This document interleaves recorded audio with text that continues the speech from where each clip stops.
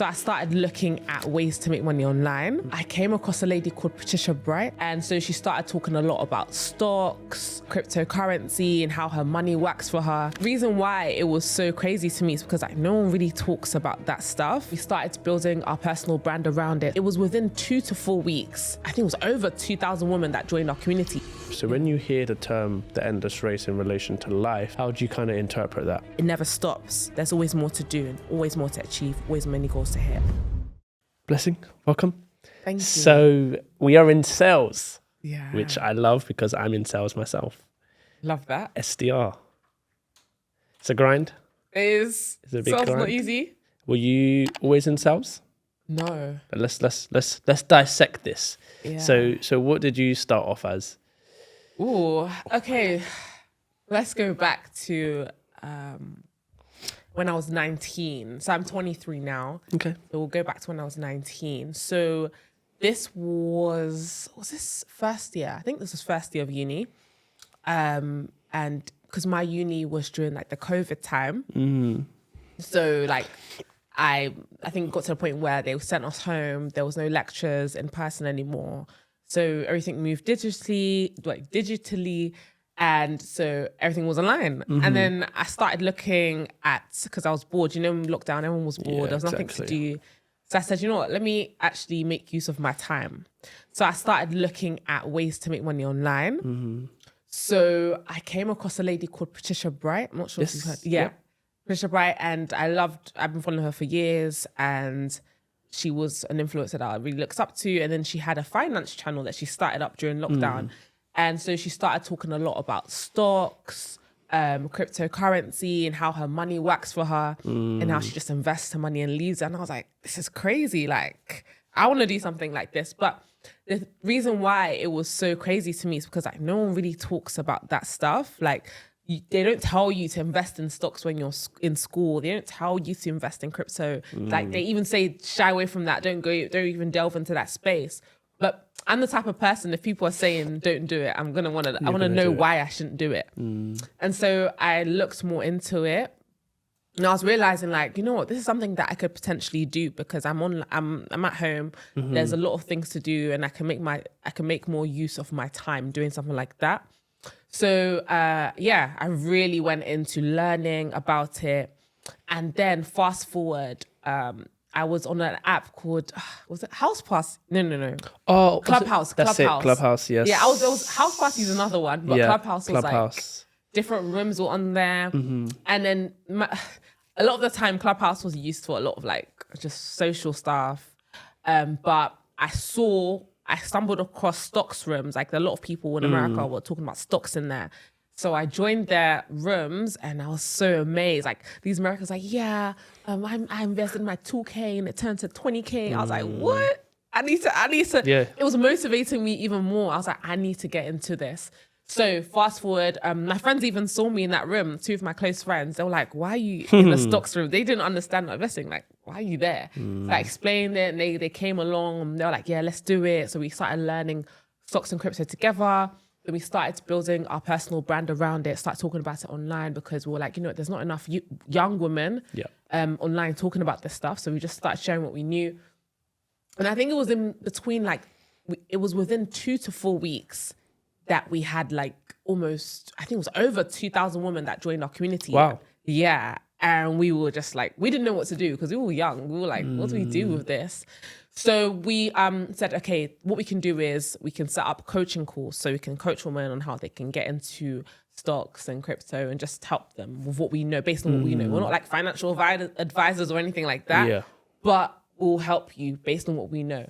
So we did that, but it was so bad because the coaching calls were £10 for 30 minutes. And the reason why we set it up that way is because we thought, oh my gosh, if we were to work a normal job, they'd probably pay us £10 an hour. So £10 for 30 minutes to us was crazy. Yeah. And so we did that. But the reason why it was really bad is because a lot of people did not take it seriously. So they didn't really show up. And I remember at that point, I was working full-time. Well, it was a placement I was doing because I studied biomedical science for my undergraduate degree. So I was working full-time in a placement. It wasn't paid.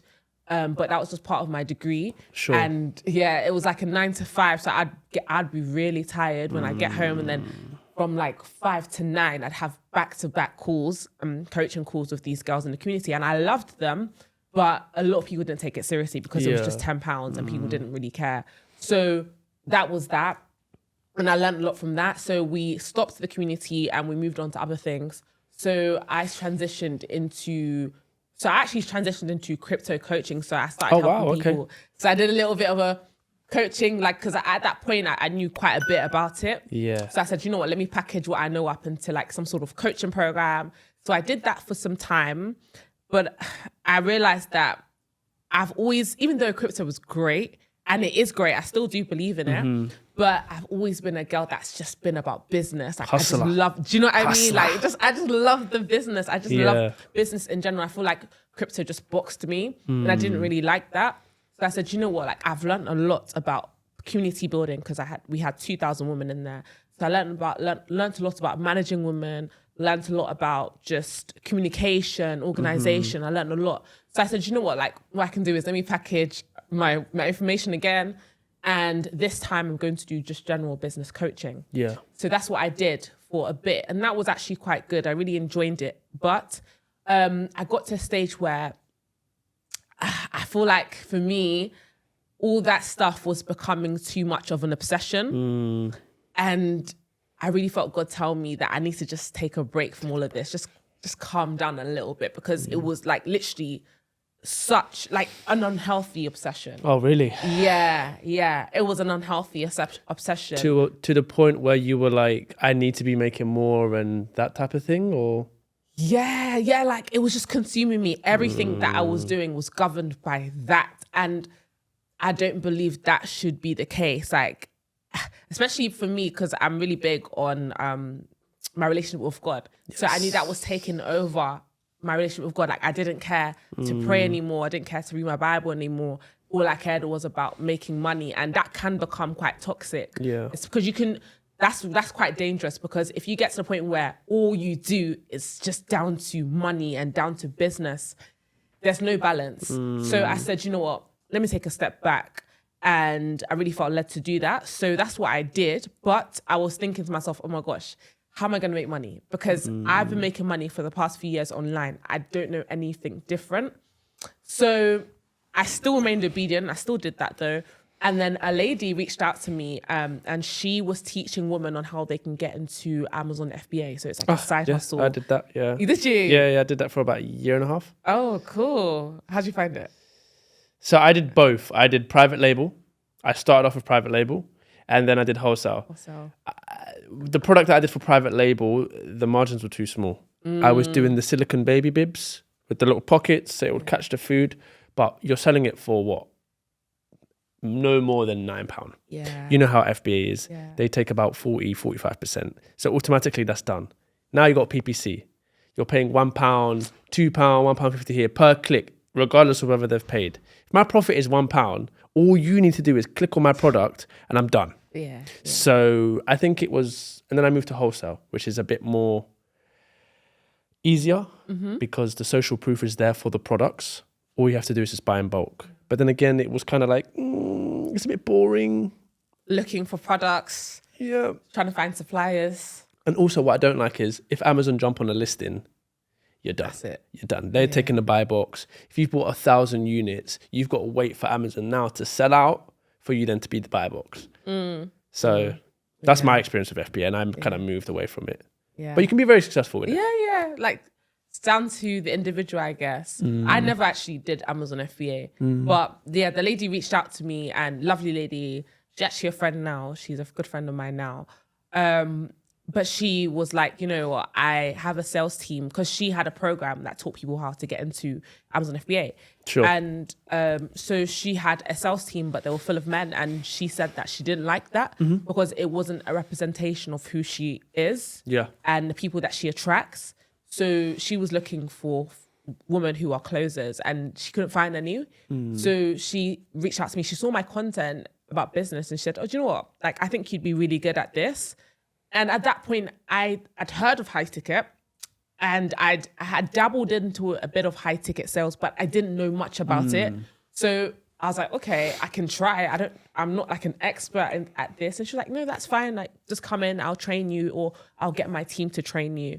So that's what happened. And so I came off social media. I wasn't online, but what I was doing was remote high ticket sales. So at that point, I was part of her team, and the training I received wasn't like structured or thorough, because it was the closer there that was on the team at the time. He just kind of like said, okay, here's what you do. And then he just got me to do like 15 practice sales calls. And then I just did that. But it wasn't structured at all. So in terms of my training in sales, majority of it has been through experience. But then at some point, the lady did hire a sales manager, and he was really knowledgeable about sales. So he did teach me quite a bit about sales. So I did acquire a bit of knowledge through that person. But yeah, in terms of how I got into the industry, that is how I got it. Kind of just the opportunity kind of just like, I guess some would say landed on my lap. I would say definitely God wanted me to get into the industry, because it wasn't a thing where I was looking for it. Actually, it was a thing that I was uncomfortable doing, because I didn't even want to come off social media. But because that opportunity came at the right time, I was like, do you know what? Like, I feel better coming off, because I know something is there that's going to sustain me. So yeah, that's my journey. Amazing. So when you say high ticket sales, what are you, because it's quite a broad term, right? High ticket. Like, what are you essentially selling? Yeah. So essentially there are influencers, coaches, consultants online who are experts within their field. So as I mentioned, someone that's an expert within Amazon FBA. Yeah. There could be someone that's a fitness coach who teaches people how to lose weight or gain weight. There could be someone that's a trader who teaches other people to get into trading. There's many different people that are specializing within different industries. Okay. So a lot of the time they post a lot of content online, and they're teaching people, educating people, inspiring people, amazing. But a lot of the time, that content is not enough for a transformation to take place in people's lives. So people want more. So they're going to go to the influencer and say, oh my gosh, I love your content about Amazon FBA. I want to learn more. Is there any more advice, or is there something you have? Like, do you have mentorship or training that I can go through? Then a lot of the time, the influencer will have something that can be packaged up and be sold to that person that's looking for more. Yeah. And the reason why it's high tickets, because these things tend to be high priced. So in the thousands, because if it's a transformation that could potentially change someone's life, on the influencer end, it has to be worth their time. So equally, they have to be compensated well for it. And then on the other side of the person investing, it has to be something that they would actually value. Yes. And usually when people pay more, they value this thing more. So that's where the high ticket sales comes from. And it's the transformation that we're selling, essentially. So that's why people will invest more, because it's a higher, it's a greater transformation that people are getting. Okay. And do you, because I've done a lot of courses, and sometimes you pay a lot of money for these courses that aren't necessarily so great. Do you kind of dabble into those, or you kind of stay away from those ones? Myself? Yeah. So I don't have a course. I don't, for that reason of, the courses are fine depending on what you are going into, depending on what you're learning. That's a medium of learning, right? There's many different mediums of learning. There's a course, you can have a training program, there's ebooks, there's different ways, right? For me, I have a training program, and the way in which training program works is they work one-to-one with me, or within a group setting. And I teach them weekly, set them tasks. And the reason why I have chosen this medium is because it's very practical. Yes. For like with courses, it's limiting because it's just like information given to them, and that can help. And that's what works for some people, but I don't think it would work for me. And this industry that I'm in, because sales is a practical skill. Yes. So if I'm going to deliver that skill, it needs to be practically as well. So that's why I've chosen the medium of, okay, I have a training program, but it's invite only. and I have to select you to work with you because I have many people that want to in the most I'm not trying to be like big headed or anything. Go for it, blessing. Genuinely, like people do say blessing, I really want to work with you, but I'm very selective because number one, sales is not for everyone. Yes. Yep. Number two, because if you're working with me on a personal level, I have to like you. Yes. Because I'm not the type to be like, oh yeah, just because you have the money, I'll take it. No, I'm very selective. And I know that there's specific people that God has called me to serve, and that's not everyone, and I'm okay with that. So I get the question of, oh yes, courses and all of that. That is true. Not every course out there is good, but it's down to the person also to do like due diligence and sometimes it can be difficult also to really decipher, is this person like legit, or is what they're going to sell to me actually going to benefit me? But one rule of thumb that I like to use is, can I see the value or can I relate to them just based on what they give up for free? Do I see myself in their position? Yeah. Do I see myself learning from that person? And if I do, then most likely what they have paid or what they have on offer, I will most likely be able to use that more and it'll be of better benefit for me. And I also believe in being someone that not just like, yes, I will charge and yes, people come to me, but also I'm always learning as well. So of course. I've invested 5 figures recently into a mentor because I know that I don't know everything and there's only so much that I know. So it's important that I'm continually learning and acquiring knowledge so I can be a better version, not just for myself, but the people that I'm training and called to serve. Yeah, I think what you said there about you can always learn, that's across all aspects of life. But in sales in particular, you can always learn something from someone which will help you either close or become a better SDR, which is so important. And I'm big on investing in yourself. So I'm just happy that you do it yourself because ultimately your vision and goal is to help others. So how can you expect you to help others when you don't invest in yourself? But one thing I want to do, Blessing, is I want to take a couple steps back. Cool. If you could describe your journey that you said to me at the start in 3 separate words, what would they be? And we'll kind of dissect into why you said them. 3 words. 3 separate words. 3 separate words. Okay. That's a good question. Or if you can't, someone said God is another God-fearing man. He said God is great. Okay. So it can be anything. Okay. The reason I say 3 separate is because then we can break it down and stuff. So do you know what? Okay, can I give like a phrase for one? Yeah, sure. Go for it. I think this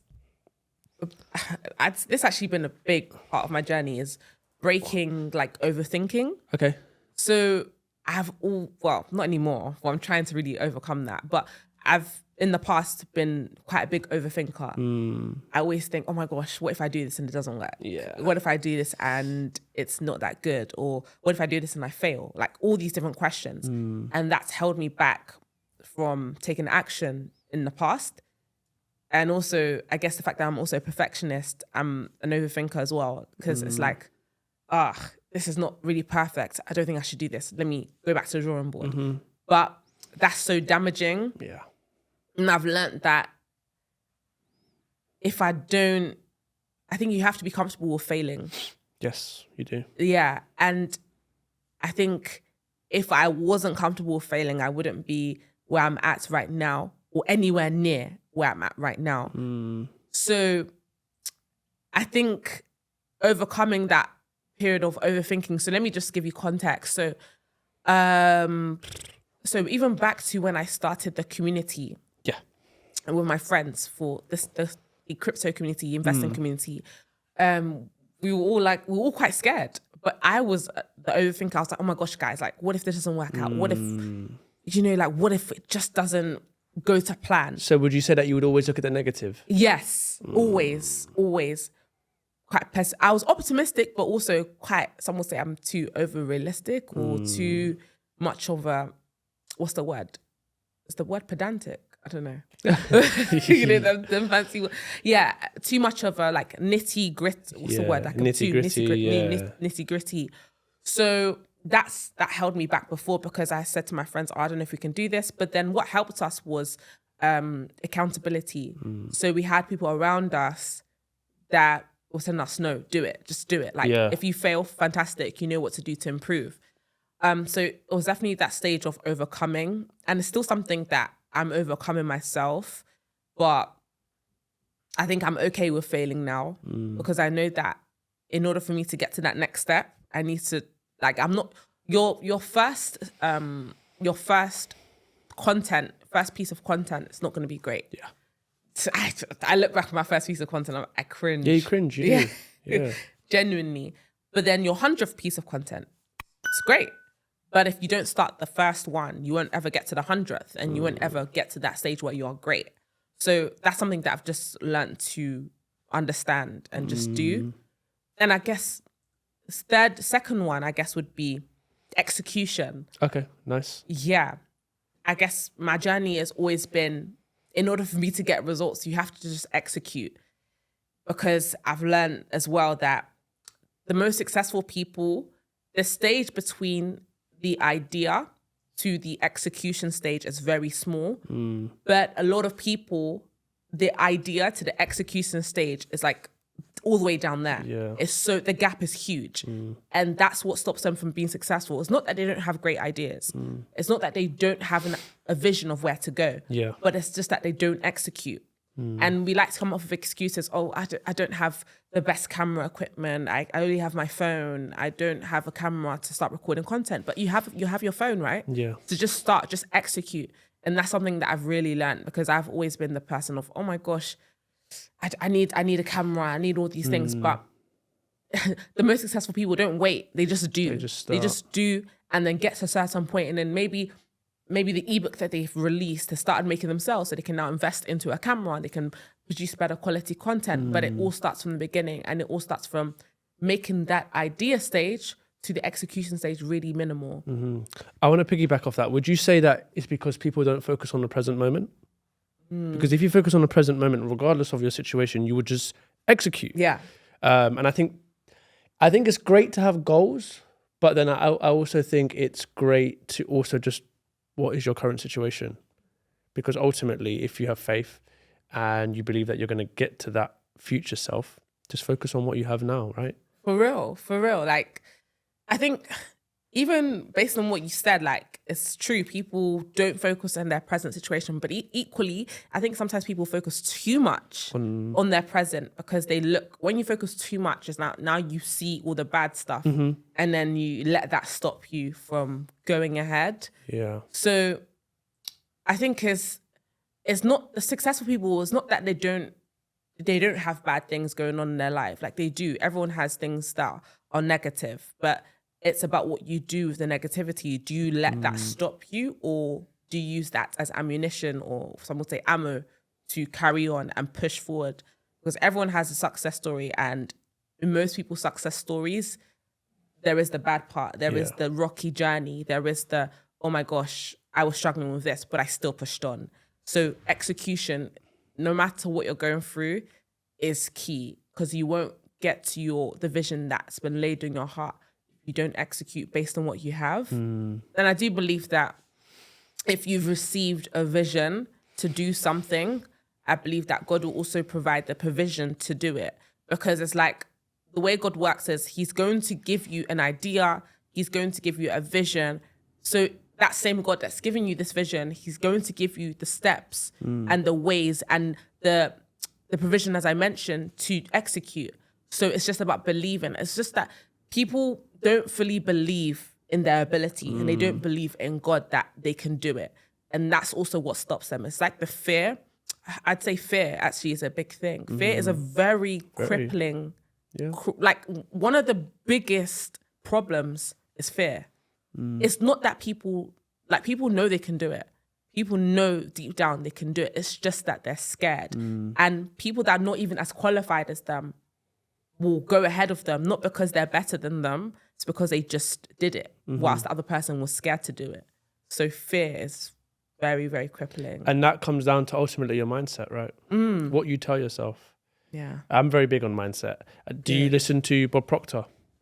No, I don't. I'm really surprised because I asked this everyone that's like as good as you when they talk about the mindset and God. I'm like, have you heard of Bob Proctor? And everyone says, Oh, Prophet Bob. no. Okay, someone else. That's someone No, else. Bob Proctor. He's not with us anymore, but he's an older man, American dude. Okay. I'll show you who he is because he talks about all of this stuff. Okay. And he talks about how you have the conscious mind, you have the subconscious mind. The conscious mind is where you reason, right? When I say reason, you have the ability to accept or reject an idea. So if I tell myself I can be a millionaire, I can either reject that or accept it. If I now accept it and really feel and believe in myself, have faith that I can accomplish that, it then moves down to your subconscious mind, whether they say the programming happens. And ultimately, once it's suppressed into your subconscious mind, by law, it pushes into your actions. So whatever you've accepted in your subconscious mind will then ultimately lead you to doing the actions, which ultimately will lead to the results. What people do is they look at their results. I don't have the money. So then they don't take the action. But if they said, okay, forget the results, I can be a millionaire, or I can do this, I can get that job, and they accept it, only then that's when you reprogram it. The actions will take place and then the results will change. That's his whole, I mean, maybe he'll explain it better, but that's the whole ethos basically. And it's important. You need to really talk to yourself in a way that is positive. You can't be saying negative to yourself. And in sales particular. Oh, you can't. It's one of the ones where you can't allow yourself to be negative, otherwise it will eat you up. Back to what you said. Not everyone can do sales. And it's so true. No, Same way you could kind of argue not everyone can be an entrepreneur. 100%. Not built for everyone. Some people are just not built for it.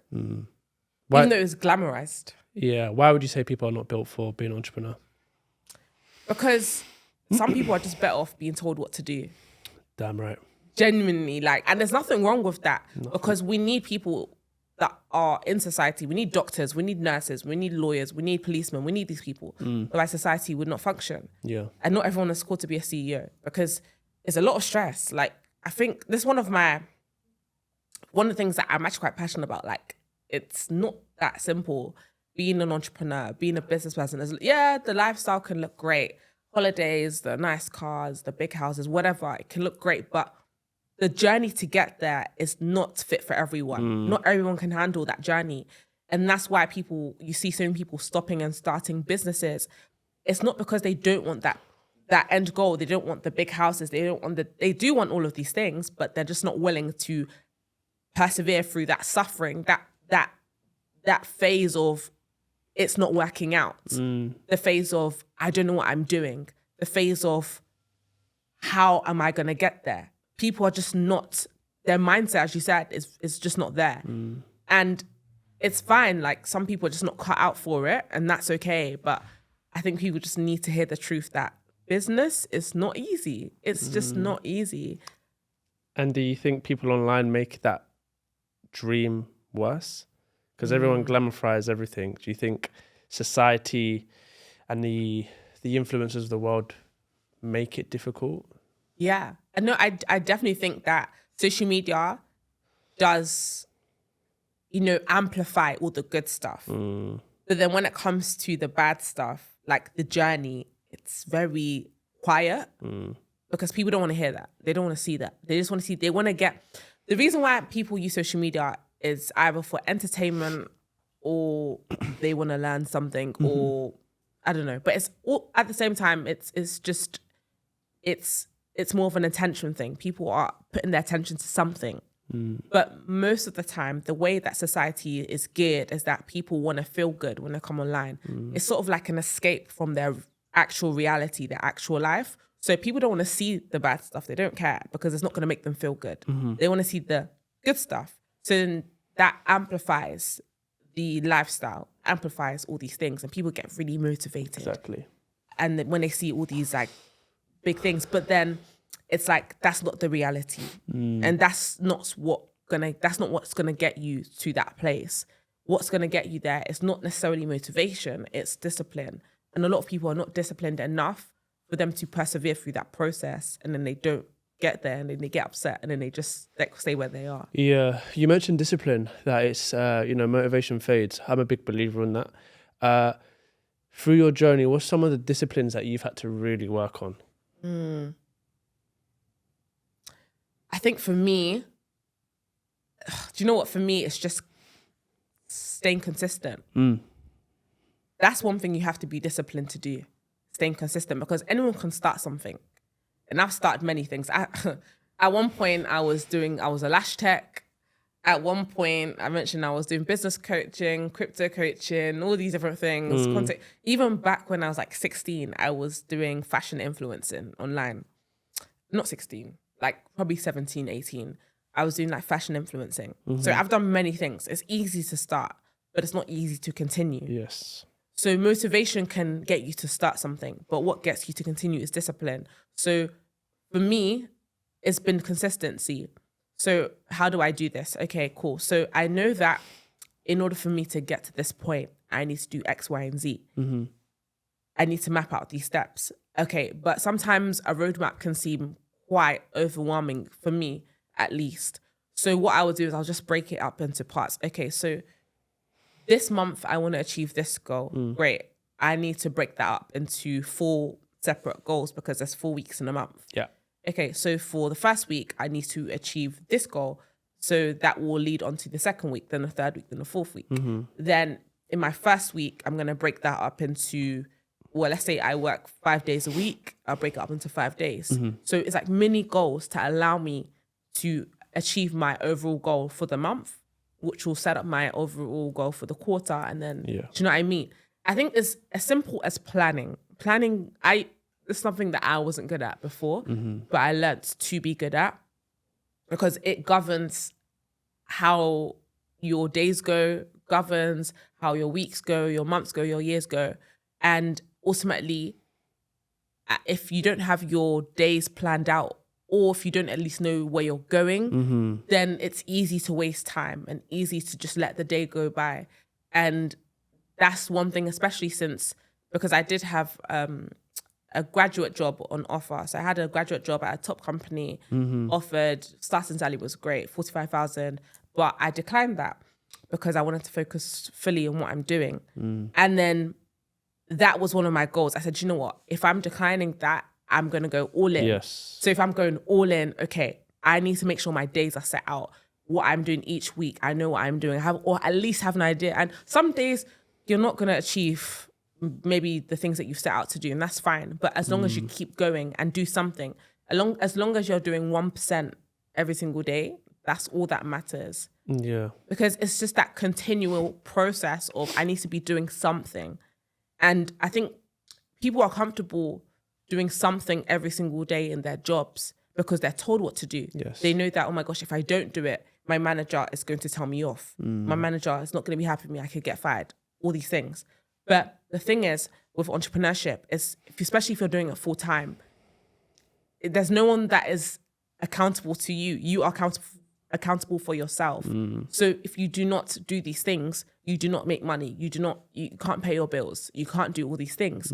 So it's really important that you are disciplined in this area, because if you're not, then things can quickly fall down and crumble. So that's why I say that entrepreneurship, at least to a high standard, is not for everyone. Yeah. And I think what you said about planning is very important. And I kind of see it as this, when there's no planning, there's no direction. You're just going by your days. And I've been there. I think we've all been there. Oh, 100%. Where you haven't necessarily written down your goals and you're like, wow, what am I doing? And I'm going to talk about it a bit later because I know you're very religious, and I had a thought as to, can God test you? But we'll get on to that. Let's talk about sales in general. So why do you think it's not for everyone? Is it kind of the same aspects as like an entrepreneur? There's a lot of rejections. You need to be extremely resilient. You need to be, what I've learned as an SDR, you need to be very organized. When you're dealing with 200, 300 accounts and you're like, oh shit, what did they say to me? Who have I spoke to? That's also another thing. But what would you say is, so in your coaching, is it just women that you coach, or is it just women? So what would you say is kind of like the common issue that you find when they're trying to get into sales? Because are they all trying to get into sales, or are they in other things? So, okay, majority of them come in with the mindset of, blessing, I want to get into sales, I want to make money. But then recently I've had a lot of women say they want to learn the skill of sales so they can become more confident, so they can learn how to talk to people, have conversations with people, because that's what you learn. But I think if a person is coming into sales only to make money, I have a vendetta against that. Because, really? Yeah. Okay. Yeah. Because I think sales is not just about making money. I think sales is a lifestyle, because it's a skill that teaches you many other things. Like, okay, I'm trying to think of another skill. Like marketing teaches you a lot of things about marketing products. You know, I guess you're communicating with different people, whatever. You're setting up campaigns. I guess it can teach you organization to some extent.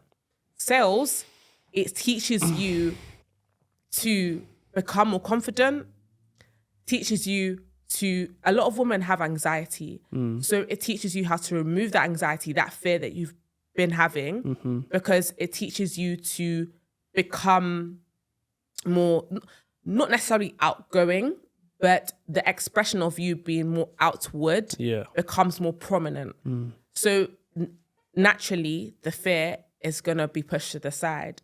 But that's a process that a lot of women think that fear and anxiety is something that's going to continue forever because they've, lived with it. But I always say that's not true, because once you learn the skill, it teaches you to not only become more confident, but listen more. And the reason why I say listen more is because with anxiety and fear, it's like the thoughts in their heads are louder than what people are saying. So they tend to not listen. And sometimes that can allow them to be more nervous when having conversations with people, because it's like they are there, but they're not there. So sales allows you to listen, to understand the prospect or the person you're speaking to. So that allows you to have better conversations with people. So I always say that sales is not just about making money. It's a lifestyle, it's a way of living. Like, it's improved all areas of my life. Like, not only has it helped with money, for me, that's just like secondary, like not even secondary, like that's like a side thing for me. For me, it's helped me to help other people. It's not only helps me to help make more money for myself, but I've helped make more money for other people, other businesses. Like when I was closing for other people, I was helping them. And it's not just that as well, because like if you're selling a good product, you're going to see the effect of the product on the consumer, especially if you're doing B2C. Like if you're working with a business and they're directly helping consumers, like you'll see how it's changing their lives. Like for instance, when I was working in that Amazon FBA offer, and I was seeing how the impact of the product would have on that person's life, and how, like they're mothers and they were on maternity leave. They didn't want to go back to their job, but they bought the training program and now they've created an income for themselves online. But if I didn't speak to that person, that would never have happened. This person would never have bought, or maybe they would have bought, but the chances would have been a lot smaller. So I think it really helps. And also, even it's a different point, but just selling something that you have conviction about really helps. Yeah. Because if I didn't have conviction about that product, if I didn't believe in the product, it would have been really hard for me to sell it, because I'm someone that I can't fake my facial expressions. Like everyone always tells me that I can't fake it. Yeah. So that really helps. So yeah. Okay, no, it's good, because obviously I'm in B2B. Okay. Which is completely different to B2C. So that's when you were like, if you're getting into sales for just money, it's like, because obviously B2C is, for the viewers, is business to consumer. Or can it be customer, or is it always consumer? Customer, consumer. Yeah. And then B2B is business to business. So obviously I'm reaching out to people in like the HR space, they're a business, whereas you're reaching out to people, for example, myself, want to get into FBA. So I think the vision is different, because like you can see the impact. I don't see the impact of what I get that meeting booked for. So I hear what you're saying. I do hear what you're saying. And sales is great. You can make so much money from it also. Yeah, man, you can. It's allowed me to quit the job offer that I had. So And that, funny enough, that job offer was in B2B sales. Yeah. Really good company, like really, really good. But I just knew that if I went into that, I wouldn't not be able to have the impact that I'm having now because I'd be limited with the time that I would have to dedicate. Yeah. And I'm someone that, some people can do a 9 to 5 and also run a business that's doing well as well. But I'm someone that needs to go all in. Yeah. Otherwise, I won't be able to give maximum with my impact output. Yeah, exactly. So throughout your journey, what would you say has like been your biggest challenge? That's like, that could maybe relate to some of the people listening. Okay. So to me, so I've always grown, I was born into a traditional household. Okay. So my parents are Nigerian, grew up in London, born and bred in London, but my parents are very traditional. So they've always been like, education. You must study. In order to do well, you must study and face your books. Yeah, great. So even back when I was like 16, 17, 18, my intention was to go into medical school, become a doctor. Actually, that wasn't really my intention. It was my parents. Yes. But I kind of believed that, like I'm good at science. I don't mind doing this. So let me just see if I can pursue that. So I guess that fed into the challenge of, look, I don't want to do medicine. Like I got to a point where I was like, I don't want to do this. Like, and it was quite difficult navigating that, I think.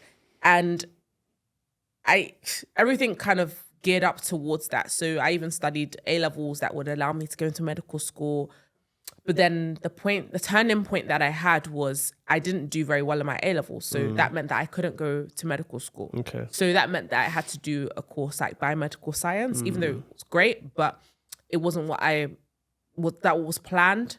So, but I'm really glad that happened because me studying that course in that specific university allowed me to meet the friends that I started that community with. Sure. And that really opened doors to the business side of Blessing. And I don't think I'm not sure if I went to a different uni or if I studied medicine, if that side would have come out. So I'm glad that happened. But then the real challenge came, fast forward later, was when I got to the stage of me, I was in my master's and I was having conversations with so after the undergraduate course, I studied a master's. Okay. And my parents were trying to make me do like a science one, but I said, no, I'm going to do one to do with business. So I found a really good course in UCL and I studied entrepreneurship there. Fantastic course, really loved it. And I was applying for graduate roles because I knew that if I didn't have anything lined up, my parents they would be like, nah, man, you need to have something there. Yeah. So I still did it. Not just to make them happy, but also for their peace of mind, my peace of mind, so I don't have anyone in my ears saying, where's the job now? You said you've gone to school, we've sent you, because my parents, they really did sacrifice, and like big up to my parents, they really laid it down. They put all of my all of my siblings, myself, put all of us through private school. They really, even though they didn't really have much, they sacrificed a lot so we can go through that. But their idea of success is different. Yeah. It's just different. And it's not that what they think is success is not successful like it is to someone else that is going down the medical route. And we need doctors, as I said earlier, we need these people, but it's not something that I wanted to do. And then, so it got to the point where they were seeing me doing all these online things. They really liked it, but they were like, okay, but when are you going to get a real job? When are you going to get into a real industry? But I had the conversation with them. I told them, look, like that real job is my job now. This is my real thing. And I guess it was just really challenging getting them to understand what this whole world, online world is about, because it's new to them. And I understand why they would feel this way. It's very new. All they've known is go to school, get a good job and work until you're 70 or whatever. And have a good life that way, which is fine. That's their view. But I'm providing a fresh perspective. And look, mum and dad, like, this is good. This is what I've seen many people do, like myself. They've built themselves up. They're making way more. And it's not even just about the money. They're more fulfilled, more impacts. It's just a different medium. So I had to have many conversations with them, and then eventually they were like, you know what, like, we can't stop you, we can support you. So now they're really, really supportive. They really love what I do. They're even the first ones to watch my YouTube videos, Nice. first ones to comment, ask me how's my training going. So they support me, but it was challenging navigating that transition. Yeah, I mean, I've got a lot of friends that are like Ghanaian or Nigerian, and they say the same thing. Like, their parents kind of push them to do things that they don't necessarily want to do. And I think sometimes that can be quite toxic in a way, because it's like, Mum, Dad, I don't want to become a lawyer. I don't want to be a doctor. But like you said, all they know is they've come to this country, worked their arse off to have kids, to get to a position where, in their eyes, they've done amazing. And they have, because they've built the community that they have, your siblings and all that stuff. But times have changed. Maybe if you came, were they born in Nigeria? Yeah, born and bred. So if you were, say for example, to come to Nigeria, go from Nigeria to the UK, it may have been a different story, because you would have followed in their footsteps, but obviously it's different. Yeah. Biggest success throughout your journey? And don't be humble. I want to see a biggest success. For all those women out there that look up to you, tell them what Blessing's biggest success is. Do you know what? I can't lie. For me, my biggest success, even though it was my most challenging, was quitting. Saying no to that job that I had on offer. Thing. Yeah, like saying no to that job that if I stayed there long enough, I'd be on 6 figures. Like, I think within 4 or 5 years, people get to 6 figures there. Yeah. So that was me saying no, and there was many benefits provided. But I think it's because I got to a stage in my business where I said, you know what, like, I'm making 5 times more what I would be earning if I was working for this company. There's just no point. And I was able to show this to my parents, like, look, this is what I'm making. They're like, okay, do you know what, like... Once you show them the numbers, it's fine. Do you know what I mean? They can't say anything. Do you know what I mean? There's a quote that says, men lie, women lie, but numbers don't lie. Yes. Numbers do not lie. Especially in sales. Do you know what I mean? It can rack up. So I think, like, I'd like to say, I know people want to hear the numbers, all these things, but for me, honestly, I wouldn't say that's my biggest success. Yeah. I'd say it's down to me being able to take that leap that many people are not fortunate enough to experience. I think for me, that's success. And also, not just that, I think that even the women that I'm training right now, and even in the past, like, just seeing their transformation for me, that's the biggest thing. Like, I've seen girls come to me and they're saying, Blessing, I want to learn sales. And then I have the conversation with them and I realize they have a bit of anxiety, but I don't let that stop anyone. Like, I always say, even if you have anxiety, even if you have fear, you can still do well in sales. It's just that you need to suppress that fear. You need to tell that anxiety to, you know, this anxiety moves to the side. I'm doing my thing. And it's possible, even if you've lived with anxiety for so long. But seeing that transformation and seeing women say, do you know what, like, Blessing, I came into this training scared. I came into this training not have been able to have great conversations with people, but now I'm able to even start content. Like, some of my girls, now they're talking online. Nice. And that's something that they would be terrified of doing before. But now they're online. Now they're making money from this skill that I just kind of stumbled across. Like, for me, that is huge. Like, wow, like, I'm able to help people with this. Like, God, like, you actually gave me this skill to help other people. So for me, that's what success is for me. Like, just seeing that I'm serving the people that God has called me to serve in the best way. And I'm not perfect. I've still got a lot of things to work on.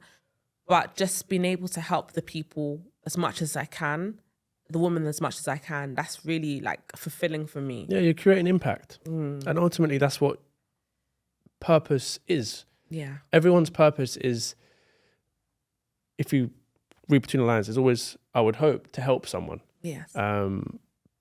But as an entrepreneur, salesperson, as a human individual, people don't take inventory of themselves.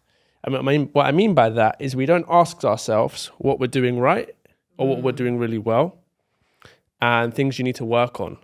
And I think it's very important to know those things, because the things that you're doing well, continue to do them, 10x them. The things that you're not working well on, improve them so that you can be a better version of yourself. 100%. So, Blessing, what is one thing that you need to work on that will enable you to be a better coach, better relationship with God, be the best version of yourself? What's that one thing? I think it could be anything.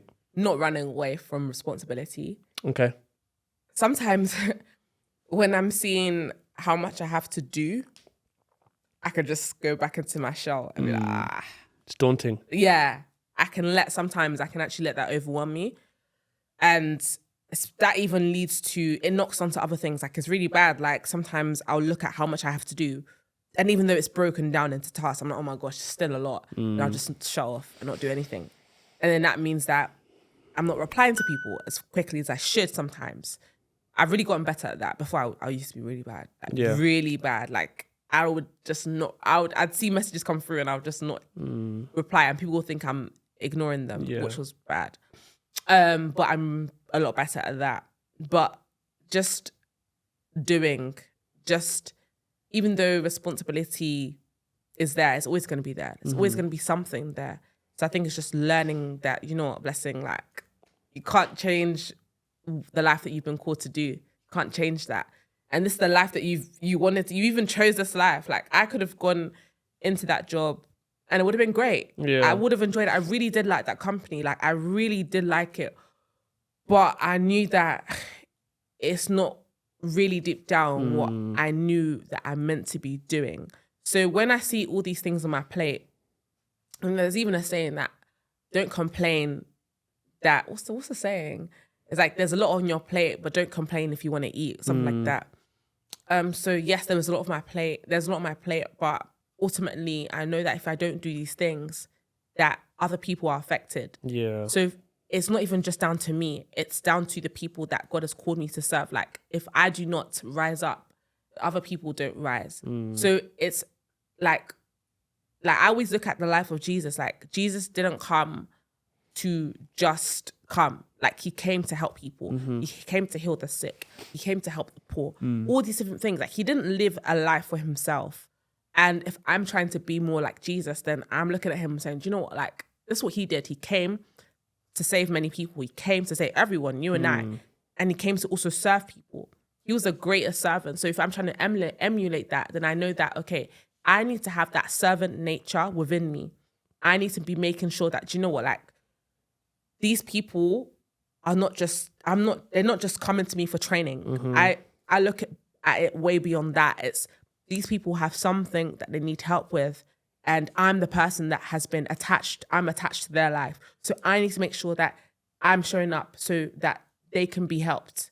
So when I position it like that, I automatically just rise up and like, you know what, I can't, it's not just about me. Because the moment it's just about you, then it's easy to just be like, whatever, it's only about me anyways. But when you remember that other people are affected, like even with your podcast, like if you say, you know what, can't be bothered, I've booked in meetings, I booked in podcasts with Blessing and a few others today, but I can't be bothered to show up today.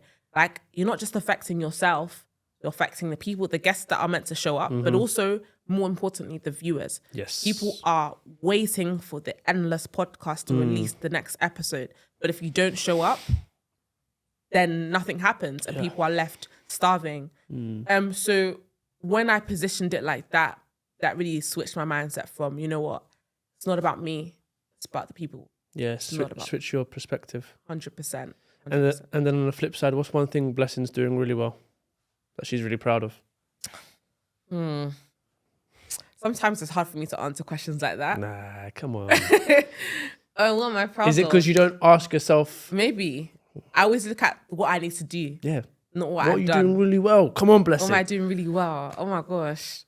Is it your consistency? Is it your discipline? Is it, I don't know, it could be going to the gym and you tell yourself, I'm going to go to the gym. Is it your routines? What is it? Do you know what? I'm proud of the fact that I've taken risks. Yeah. I'm proud of the fact that I'm not one that has allowed these things to scare me. It was very easy to just stay comfortable. Because I could have been like, you know what? this thing is too much effort. Yeah. Being in entrepreneurship, can't lie. I can make money, great money in a 9 to 5 corporate job. Great. I can just live my life and do things that way.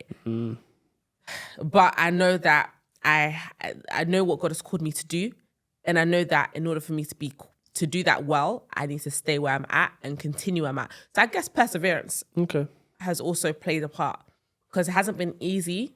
There's been times where I'm like, oh my gosh, this is quite overwhelming. Really, really overwhelming. But equally, I think having the right people around you really helps. Yeah. Like my fiance really, really helps me, like, just stay focused and keep me accountable, I guess. And my friends have really helped me as well. So I guess what I like about myself, what I've been good at, is just staying persistent. Because sometimes there's some days, now I'm more consistent, but before I wasn't as consistent. Maybe posting content, I've just been like, I don't know if people are watching me. I don't know if It's difficult. do you know what I mean? Yeah. It's so easy Very to think, easy. oh my gosh, like, Especially when the views are very low.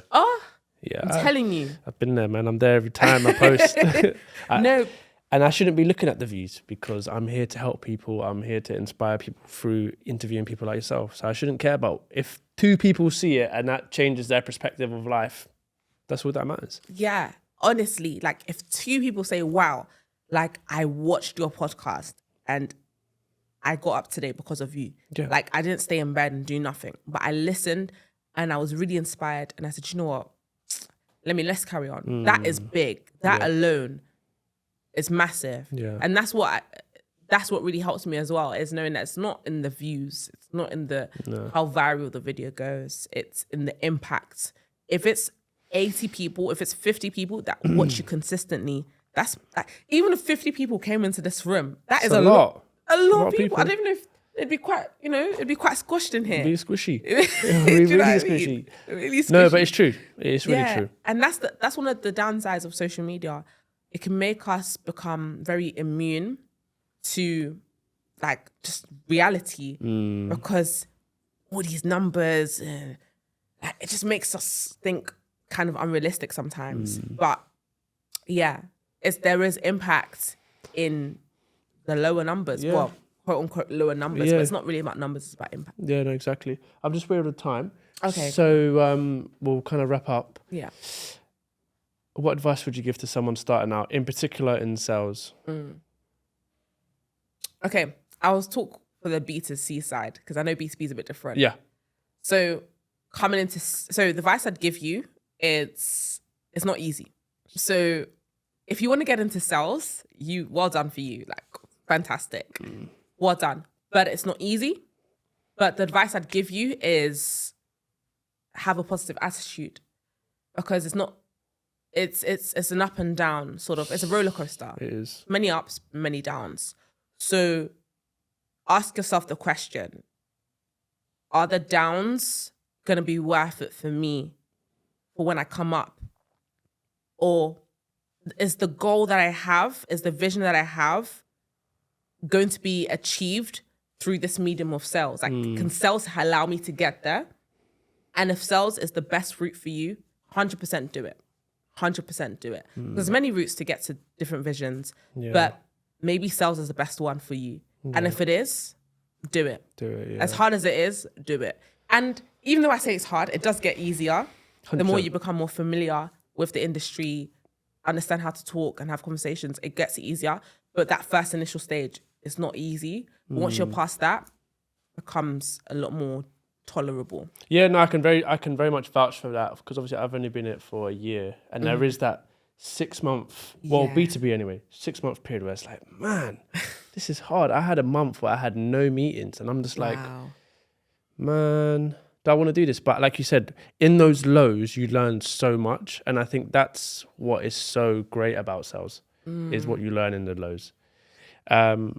Next question for you, Blessing. Who's had a significant impact on your life and why? Biggest significant impact in your life?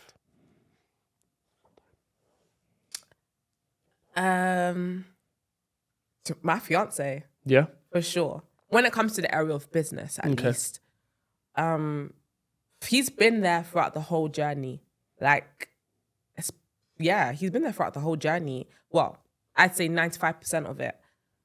So I met him when I don't even tell it to like a love story, but I'll just quickly. So like during, was it during COVID time? No, it was just after COVID times, met him. And at that time, my mindset was I was becoming more open to all this business stuff. Because before that, I was always about education because that's all I knew. Yeah. And then I saw him online. He was posting a lot about business. And then I just really kept up with his stuff. And I thought it was great. And we started talking and then started helping me a lot. I think the impact that he's had has been very, like, what's the word? Been a lot. It's been a lot in a good way.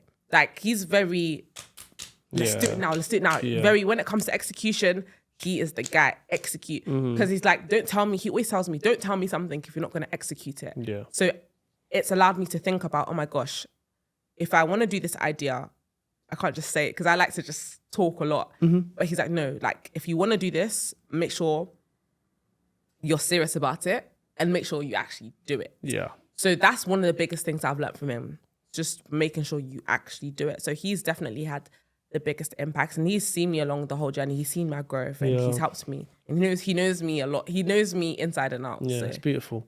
Thank you. Beautiful. What's one quote that you live by?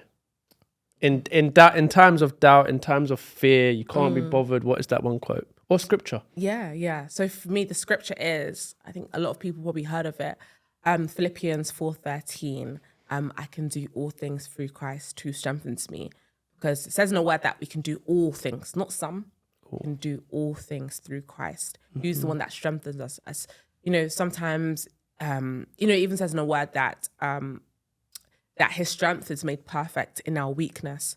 So even though sometimes we may feel weak, as humans, it's natural. We go through periods where we don't want to do it, don't want to carry on. But knowing that the person that created us, that the strength is there, we just need to rely on him for strength and he will strengthen us. And it's true, like sometimes I'll go through moments where I'm just like, oh my gosh, how can I do this? And I just go into a time of a quick prayer, maybe a few minutes, but automatically after that prayer, I just feel like strengthened. It's so, I just can't comprehend it sometimes. I'm like, oh my gosh, like, God, that's crazy. Like, I'll just stand up again. I'm like, I feel actually physically stronger. And so just relying on him and knowing that, you know what, like, he's the one that created me. So he knows me inside and out. So he knows what I need to do or what I need in order for me to carry on. And he provides that. And I love that. Thank you. I love that. So the last one I've got for you, Blessing, is the endless race. I feel as though we're all running this endless race called life. There's endless opportunities, endless failures, endless successes, but also there's always someone above you and there's always someone below you. So you're always either chasing someone or someone is chasing you. And that is endless regardless of where you are in life. There's always going to be someone above, there's always going to be someone below. So when you hear the term the endless race in relation to life, how do you kind of interpret that? I think life is, the life here at least is continuous. As you said, endless, like it doesn't stop. And I think there's beauty in that, knowing that every day when you wake up, it's another chance to do what you've been called to do. And even if you don't know what you've been called to do, at least find out or discover what you've been called to do so that the next day you can start doing that thing you've been called to do. So I love how you said that there's always someone above you and always someone below you. And I love that because it's true. Like you can't always, especially as an entrepreneur, you can always say, oh yeah, I'm at the top of my game. Great. But no, that's not humility. That's a bit of pride. It's humble knowing that, okay, cool. I know that I can help someone, but equally I know that I need to be helped as well, that I need to be poured into, that I need to invest into myself, that there's someone out there that can help me get to that next level. So there's always more for us. And the endless race, such a beautiful phrase to show that, you know what, it never stops. As some may say that's a negative, but I think that's a positive because there's always more to do and always more to achieve, always many goals to hit. So, and I think it's also important that you're running your own race. Yeah. You're in your own lane. That's it. Don't look to your left, don't look to your right, just focus on what's ahead. So, but Blessing, it's been a pleasure. Where can the people find you? Thank you for having me. So you guys can find me on Instagram, YouTube, My act is Blessing Joshua with 2 A's. And yeah, so you can find me. And TikTok. Perfect. Blessing, it's been a pleasure. Thank you. Guys, see you on the next episode. Peace. Bye.